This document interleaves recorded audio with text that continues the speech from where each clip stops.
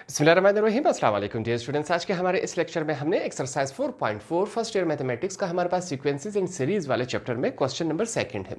Question number second को आसान अल्फाज में समझते हैं कि यहाँ पर क्वेश्चन हमसे क्या मांग रहा है और क्वेश्चन में हमसे क्या पूछा गया है।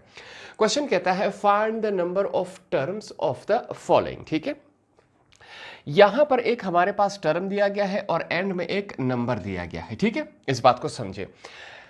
यहां पर जो 9 है एक टर्म है, ये दूसरा टर्म हो गया, ये तीसरा टर्म हो गया, इस तरह करते करते आगे जा रहा है। ठीक है, इस बात को समझे। कहता है हमारे पास टोटल रकम कितनी है 3225। कहता है ऐसे कितने टर्म्स आपस में जमा होंगे तब जाके ये नंबर बनेगा। तो सिंपली हमने वो टर्म फाइंड आउट करना है कि ऐसे कितने नंबर, जैसे कि 1 2 3 4 10 होंगे, 15 होंगे, 20 होंगे, 40 होंगे, ऐसे कितने नंबर्स आपस में जब ऐड होंगे तब जाके हमारे पास ये वाला नंबर बनेगा। सिंपली हमने ये बताना है। क्वेश्चन को स्टार्ट करते हैं। सबसे पहले यहां पर हम क्या लिखते हैं, A1 को लिखते हैं। हमारे पास हमने कहा था जो पहला नंबर होता है उसे हम एज अ A1 लेते हैं। हमने ले लिया, पहला नंबर हमारे पास ये है। उसके बाद हम क्या लेते हैं, D से मुराद क्या होता है, डिफरेंस। इन दोनों नंबर्स के बीच में डिफरेंस सेम होगा, इन दोनों नंबर्स के बीच में डिफरेंस सेम होगा। किसी का भी निकाल ले, बकाया तमाम के बीच में, हर दो नंबर्स के बीच में वही डिफरेंस रहेगा। तो यहां पर हम पहले जो बड़ी रकम होती है इसको पहले लिख लेते हैं।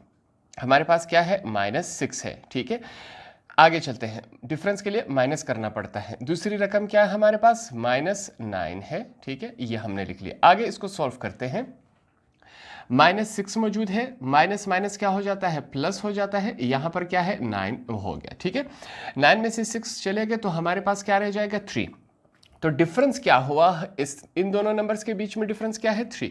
इन दोनों नंबर्स के बीच में डिफरेंस क्या है, 3। इस तरह आगे करता चला जा रहा है। इसको मैं अंडरलाइन कर लेता हूं कि डिफरेंस की हमने ये वाली वैल्यू इस्तेमाल करनी है। ठीक है, उसके बाद अगला हमारे पास लफ्ज क्या है, हम यहां पर लिखेंगे SN, sum of numbers. Total numbers को जब आपस में हमने सम किया तो क्या बना, S से क्या है, सम है, N से मुराद क्या है, नंबर्स है। हम लिखेंगे 3 2 2 5, ये हमारे पास मौजूद है। ठीक है, और हमने क्या फाइंड आउट करना है, वो कितने नंबर्स हैं, एन से वो कितने नंबर्स हैं, कितने टर्म्स हैं जिनको आपस में हम जमा करें तो हमारे पास ये नंबर बनेगा। तो ये बातें हमने क्या की, क्वेश्चन से निकाली। ठीक है, इन नंबर्स के बाद अब हमें एक बात मालूम है, यहां पर हम फिर से क्या लिखेंगे, वी नो दैट, कि हमें एक बात मालूम है। अगर आपके पास ये वाली वैल्यूज आ जाए तो इन वैल्यूज को हम एक फार्मूले में इस्तेमाल करते हैं। वो फार्मूला क्या है, SN = n/2। हमारे पास ये ब्रैकेट है 2A1 + n-1 bracket close D, ये हमारे पास फार्मूला है। इस फार्मूले के जरिए अब हम वो नंबर्स, वो टर्म्स फाइंड आउट करेंगे। स्टार्ट करते हैं। SN की वैल्यू हमारे पास क्या है, ये रहे, ये हम पुट अप कर देते हैं 3 2 2 5, ये हमने लगा दिया। आगे चलते हैं। N का हमारे पास वैल्यू नहीं है तो सेम एज इट इज लिखेंगे। आगे चलते हैं। 2 है, हमने यहाँ पर 2 लिखा। A1 की वैल्यू हमारे पास मौजूद है जो कि है -9 प्लस n की वैल्यू मौजूद नहीं है जिसे हमने फाइंड आउट करना है, -1। साथ में क्या है, यहाँ पर D क्या है, डिफरेंस है, तो D की जगह हम उसकी वैल्यू पुट अप कर देते हैं जो कि हमारे पास इस शक्ल में बना। ठीक है, तमाम वैल्यूज उठा के इस फार्मूले में जब हमने पुट की तो ये इस शक्ल में आ गया। सिंपल सा काम किया है, कोई यहाँ पर मुश्किल काम हमने नहीं किया। आगे चलते हैं। अगले स्टेप में हम क्या करेंगे, इस 2 को इस ब्रैकेट के साथ मल्टीप्लाई करवाएंगे, इस 3 को इस ब्रैकेट के साथ मल्टीप्लाई करवाएंगे। तो देखते हैं क्या बनता है, 3 2 2 5 = 9/2। आगे चलते हैं। Plus minus minus 2 9s are 18, ये हमने लिख लिया। पॉजिटिव साइन आ गया हमारे पास। अब यहाँ पर चेक करें, प्लस और प्लस प्लस होते हैं। 3 जब n के साथ मल्टीप्लाई होगा 3n आएगा हमारे पास। Minus plus minus 3 1s are क्या होता है, 3 होता है। ये वैल्यू आ गई। ठीक है, आगे चलते हैं। नेक्स्ट स्टेप में चेक करें। नेक्स्ट स्टेप में हमने एक काम करना है, ये जो 2 है n के साथ क्या हो रहा है, डिवाइड। इसको हम = के इस तरफ ले आएंगे। यहां पर डिवाइड है, दूसरी तरफ जाके क्या हो जाएगा, मल्टीप्लाई होगा। ये लाइन आपके समझाने के लिए तो आएगा 2 × 3 2 2 5 = इस तरफ क्या रह गया, n रह गया। ठीक है, अब यहां पर चेक करें, माइनस माइनस क्या हो जाता है, प्लस, मगर साइन पहले इसको हम लिख लेते हैं 3 n। माइनस माइनस क्या हो जाता है, प्लस हो जाता है, मगर साइन माइनस का लगता है। 18 और 3 कितने हुए हमारे पास, यहाँ पर 18 और 3 21 हो गए। यहाँ तक तमाम बातें क्लियर हो गई, ये हमने क्लोज करवा दिया। फिर से आगे चलते हैं। अब यहाँ पर इस वाले साइड को यहाँ पर फिलहाल हम मल्टीप्लाई नहीं करेंगे, फिर से हम लिखेंगे 2 multiply by 3 2 2 5 is equal to, यहाँ पर एक बात हम रेफरेंस देंगे, हवाला देंगे कि अब हमने क्या करना है, इस वाली साइड में हमने क्या लेना है, कॉमन। उसके लिए यहाँ पर हम लिखेंगे टेकिंग कॉमन, जो ब्रैकेट के अंदर है उसमें हमने क्या लेना है, कॉमन लेना है, सिर्फ इस वाले साइड में, ठीक है। ये निशान आपके समझाने के लिए है। अब यहाँ पर भी 3 मौजूद है, यहाँ पर 21 में भी 3 मौजूद है किसी न किसी शक्ल में। तो हमने क्या किया, यहाँ पर हम लिखेंगे n, 3 को हमने कॉमन ले लिया, ठीक है। 3 कॉमन है, बाहर आया, पीछे क्या बचा, n बच गया, माइनस। अब यहाँ पर चेक करें 7, 3 7 आर 21, ये हमारे पास इस शक्ल में आ गया। यहाँ तक तमाम बातें क्लियर हो गई, और आगे चलते हैं, क्वेश्चन को और सॉल्व करना है हमने। फिर से हमारे पास क्या है, 2 multiply by 3 2 2 5 is equal to, 3 और n के बीच में कोई साइन नहीं है, तो इसका मतलब ये दोनों वैल्यूज आपस में क्या हो रही है, मल्टीप्लाई हो रही है। 3 को हम इज इक्वल टू के इस तरफ शिफ्ट करवा देते हैं, वहाँ मल्टीप्लाई था, इस तरफ आके क्या हो जाएगा, डिवाइड हो जाएगा। तो यहाँ पर हम डिवाइड करवा लेते हैं, क्या आएगा, यहाँ पर 3 नीचे चला जाएगा, इस तरफ हमारे पास क्या वैल्यू रहेगी, n माइनस 7, ये वाली वैल्यूज रह गई। अगले स्टेप में हमने क्या करना है, इस वैल्यू को, ये जो हमारे पास वैल्यू है 3225 को 3 पर हमने डिवाइड करवाना है। कैलकुलेटर की हेल्प लेंगे, यहाँ पर हमारे पास चेक करते हैं वैल्यू क्या आ रहा है, 3225 डिवाइडेड बाय 3, तो हमारे पास आंसर क्या आ रहा है, 1075। यहाँ पर हम क्या लिखेंगे, तो यहाँ पर सबसे पहले हम क्या लिखेंगे, 2 मल्टीप्लाई बाय, हमारे पास आंसर क्या आया, 1075, 3 कैंसिल हो गया, ठीक है।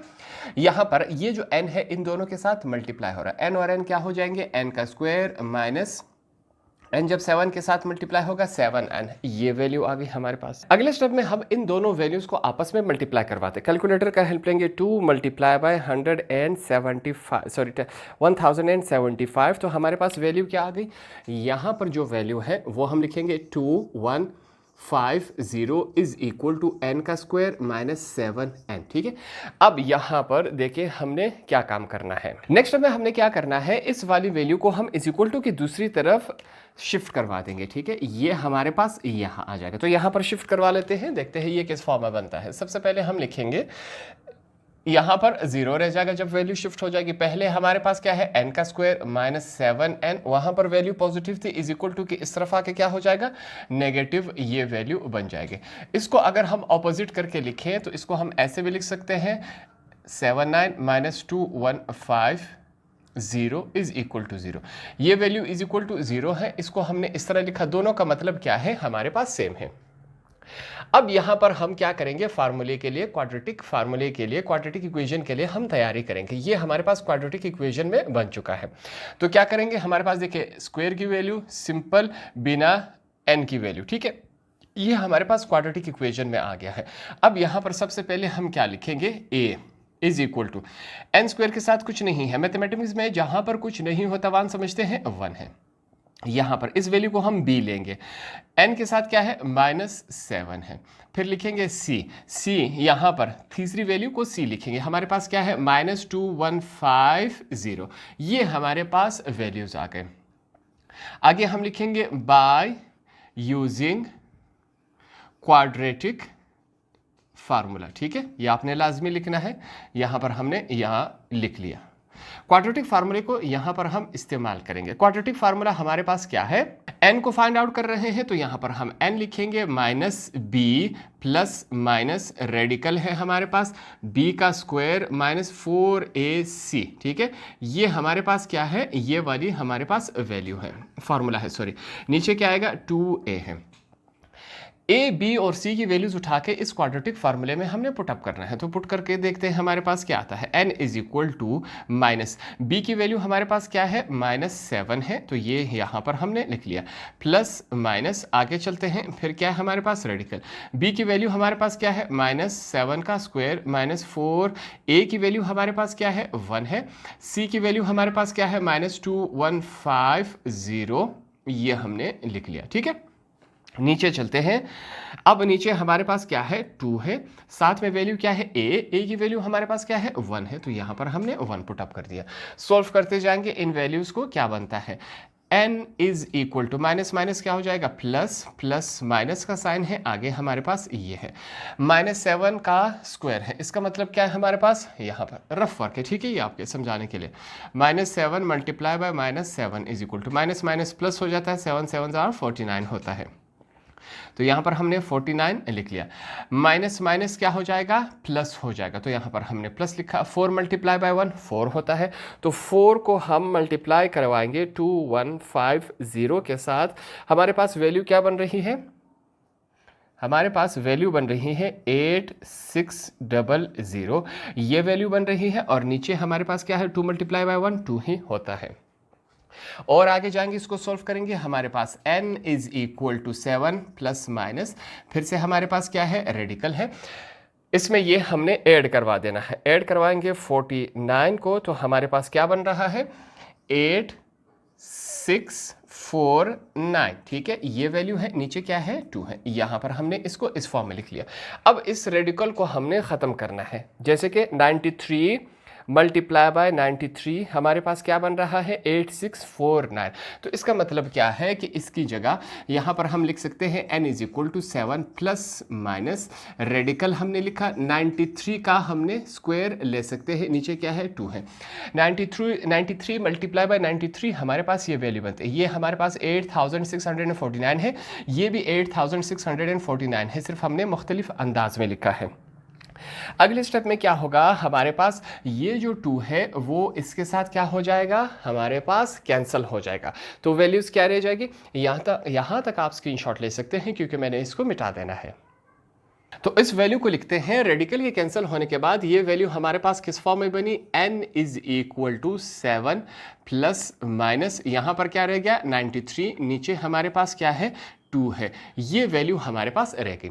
अब इसका मतलब क्या है, पॉजिटिव नेगेटिव के इस पूरे वैल्यू को एक दफ़ा हम पॉजिटिव में लिखेंगे और एक दफ़ा नेगेटिव में लिखेंगे, दोनों का आंसर चेक करेंगे, जैसे कि हमारे पास n is equal to 7 plus 93 upon 2, ठीक है, और एक दफ़ा क्या करेंगे, इसको हम नेगेटिव में यहाँ पर लिखेंगे, यहाँ पर बीच में और लगा ताकि इन दोनों में आप डिफरेंस कर सके, ठीक है, n is equal to 7 minus 93 upon क्या है 2 है, एक दफ़ा पॉजिटिव में लिखा, एक दफ़ा नेगेटिव, दोनों को सॉल्व करेंगे कि हमारे पास आंसर कौन सा सही है, इसको सॉल्व करते हैं, आगे चलते हैं, हम लिखेंगे n इज इक्वल टू 93 में 7 ऐड करें तो हमारे पास क्या बन जाता है 100, नीचे क्या है 2 है, कैंसिलेशन हो रही है, इस कैंसिलेशन को करवा लेते हैं, 2 1 जार 2 हमारे पास 50 जार 100 होता है, तो n की वैल्यू हमारे पास इस तरफ क्या आई 50, हमारे पास क्या आई 50 है, दूसरी तरफ इस वाली वैल्यू को सॉल्व करते हैं, फिर से n इज इक्वल टू 93 में सॉरी 93 से अगर हम 7 को माइनस करवा लें, 93 माइनस 7, तो हमारे पास वैल्यू क्या बन रही है 86, हमने यहाँ पर 86 लिखा, नीचे क्या है 2 है, फिर से कैंसिलेशन हो रही है, कैंसिलेशन हम करवा देते हैं, यहाँ पर चेक करें, 2 4 जार 8, 2 3 जार 6, तो हमारे पास वैल्यू क्या आ रही है, सॉरी यहाँ पर साथ में क्या है माइनस का साइन है क्योंकि माइनस 93 बड़ा था, तो -43 हमारे पास आंसर आ गया। अब आपके पास दो आंसर है, आप कहेंगे कि हमने कौन सा आंसर चूज करना है। क्वेश्चन के स्टार्ट की तरफ वापस चलते हैं। मैंने आपके क्वेश्चन में स्टार्ट में आपको समझा दिया था कि ये क्वेश्चन हमसे क्या मांग रहा है। क्वेश्चन में हमसे कहा गया था कि हमारे पास ये एक टर्म है, ये दूसरा टर्म है, ये तीसरा टर्म है, इस तरह करते करते जा रहे हैं। हमारे पास एक वैल्यू दी गई है, कहता है ये हमारे पास वैल्यूज है, ऐसे कितने टर्म्स को आपस में जमा करें कि ये वैल्यूज बन जाए। तो हमारे पास नेगेटिव में तो नहीं आ सकती, यहां पर हम लिखेंगे नॉट पॉसिबल, ठीक है। वो वैल्यू हमारे पास क्या होगी, पॉजिटिव में होगी।